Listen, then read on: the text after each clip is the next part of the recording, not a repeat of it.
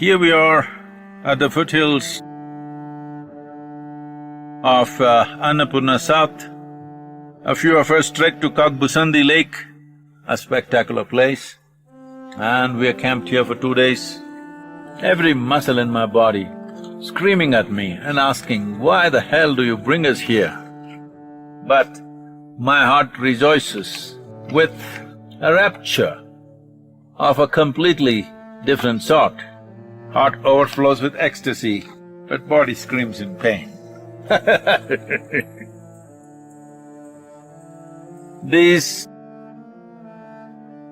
mountains, if you look at them 1,000 times over, your mountain lust will not be gone. Someone asked me, why are you going there every year, Sadhguru? I said, it's Himalayan lust. And even in the group, though we've tried to prevent this, still I think there are 5 or 6 people out of 35 who are coming here for second or third time. Because once the mountains catch you, they really have you in some kind of a submission. As the mountain peaks are spilling water from their snow-capped tops, I've been spilling a little bit of poetry. Not as white, bright and beautiful as them, but this is me. I'm not a Himalaya.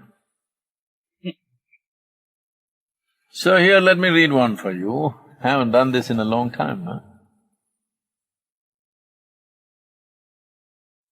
Home at Humde. The valley floor of Humde seems like home to me, who is being drawn to these less traveled trails among these spectacular mountain peaks.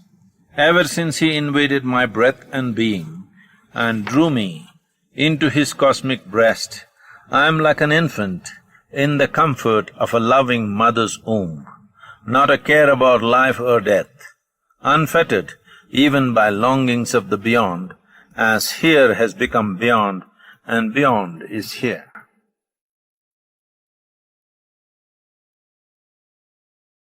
We're looking at the beautiful Annapurna peak. I'm calling this Annapurna. Snow-clad peak of Annapurna, revealing its fair face for a moment and going behind the veil of cloud the next, playing the shy bride forever until the photon force of the sun momentarily unveils her glorious face to enthrall all, momentarily though. Let me spoil your week with one more poem. Mountain lace.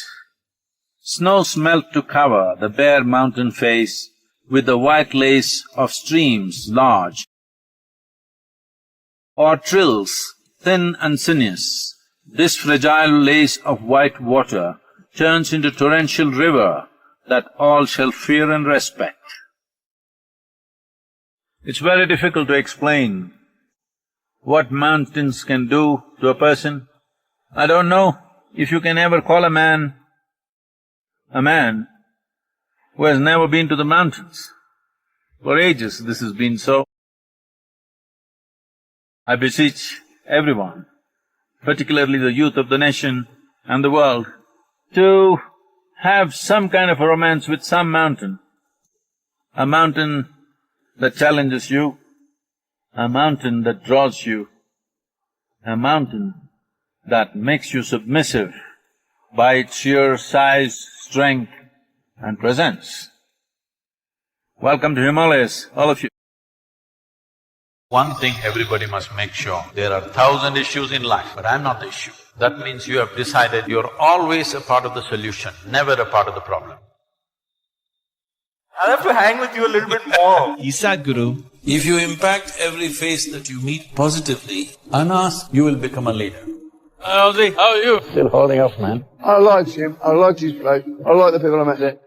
you've been traveling, talking on an incredible basis. You've used the digital medium, you've connected with youth. You seem to be on a roll and a drive What is your purpose? Life doing variety of things that they wouldn't expect me to do, just to show them that if you're spiritual, it is an empowerment, it's not a disability. What I love about Sadhguru is that he's spot on. He understands the problem and then he's offering a solution to farmers. He's offering a solution to governments. Нет слов, которые могли бы описать то, что происходило внутри на этот момент. Everywhere I go, people are talking about work and life balance. I said, if your work is not your life, please don't do it. As you distance yourself from your body and your mind, this is the end of all suffering. We have a window of 15 to 30 years, in my opinion. If we cannot raise human consciousness now, we can never do it. I never had a bodyguard like you. Don't need a bodyguard. Thank you.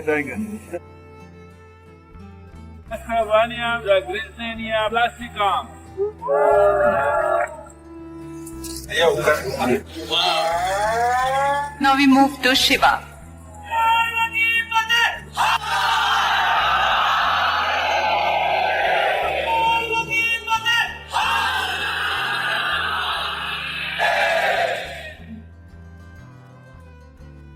Your videos on YouTube, I really enjoy it.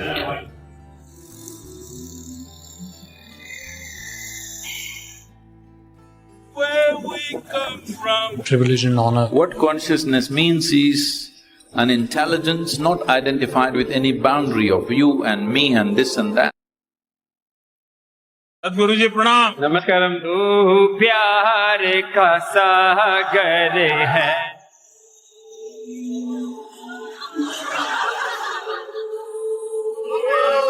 There are no disasters in nature. We are the only disaster on this planet. If we fix that one thing, everything is going to be okay. Our time can become the greatest time in the history of humanity if we do the right things. Let's make it happen.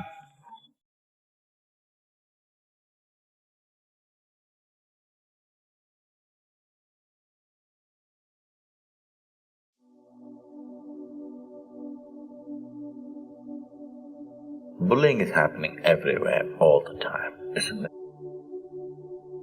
We have structured the world in such a way, at least the commercial forces on the planet, constantly telling you, you are exclusive.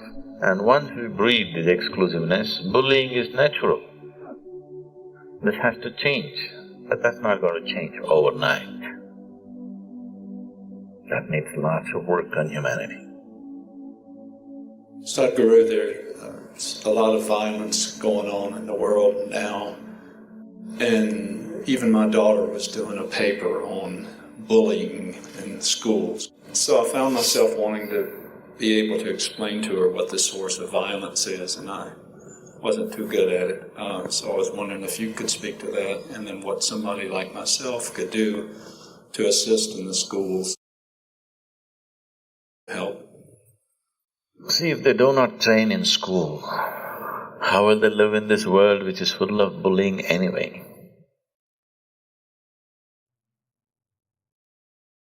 The more powerful are always bullying the less powerful, whether it is in the form of nations, or in the form of communities, or in the form of individual human beings. Bullying is happening everywhere, all the time, isn't it? We have structured the world in such a way, if you don't learn to bully enough, at least in the society's eyes, you don't get anywhere. Either your bullying is crude, just on the strength of your muscle, or it is in subtle ways. But bullying is happening all over the place. I want you to understand. The world, the international situation is not any different from the street corner. Just the same way, isn't it? The strong lean on the weak in so many ways. It is still a caveman's world of survival of the fittest, conducted in a more cunning manner, not straightforward. So, The way the world runs right now is just by bullying. So you're producing leaders in the school.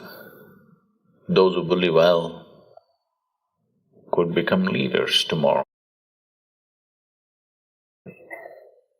So as a part of this, now we are in the process of starting a Isha Leadership Academy. Of course, it'll have a basic MBA program, but the more important vision for this is to develop leaders in all levels. A housewife, maybe we'll have a weekend management and leadership course for her. Because anybody who can impact 5-10 people is a leader. Maybe a local small-time vegetable vendor, he every day meets at least 50-100 people. So maybe we'll have a week-long management course for him and a leadership course for him. Because we have not produced the right kind of leaders. Bullies are considered leaders. Compassionate human beings, people with larger vision about humanity are not considered leaders, they're considered philosophers in this world. They're dismissed off as visionaries. This has to change, but that's not going to change overnight. That needs lots of work on humanity, on individual human beings. General statements, slogans on the street will not help. It needs pointed work on individual human beings. There's not been enough infrastructure to do that kind of work. So this is another thing we're doing now. All this that we're building here is infrastructure for an inclusive consciousness, which has never been done in these parts of the world. And in the East it was done plenty in the past, but nothing in the last few 100 years. Because this infrastructure is completely missing in most parts of the world, that for a human being to become a full-fledged, blossomed human being, there is no infrastructure. There's lots of infrastructure for survival, a lot.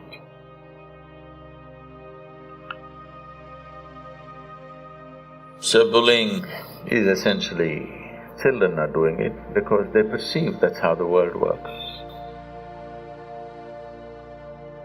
Everybody is using whatever power they have to beat down somebody else. People are not using the power they have to uplift somebody. Even if they uplift somebody, there is a string attached that they can pull you down anytime they want. Nobody wants you to be a hydrogen balloon, let you loose and say, rise. They have a string attached to it.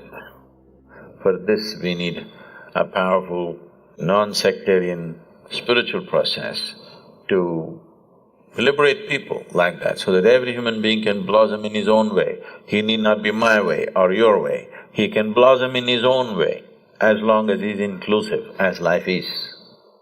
Life is inclusive. Inclusiveness is not an ideology. Inclusiveness is not some kind of a philosophy. Inclusiveness is the way of life. The existence is happening out of its inclusiveness, not out of exclusiveness. Not a single atom can exist here exclusively, even to retain your form. And you being exclusive is ridiculous.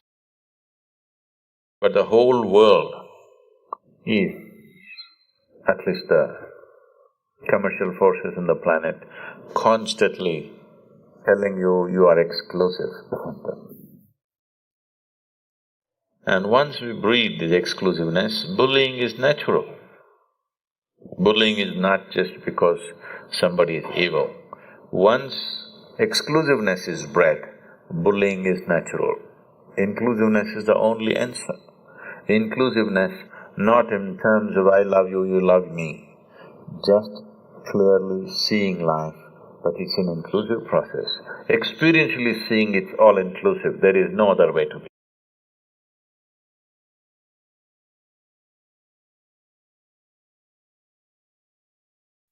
If something in you became quieter, clearer, or maybe even more restless after this video, then it was already worth it.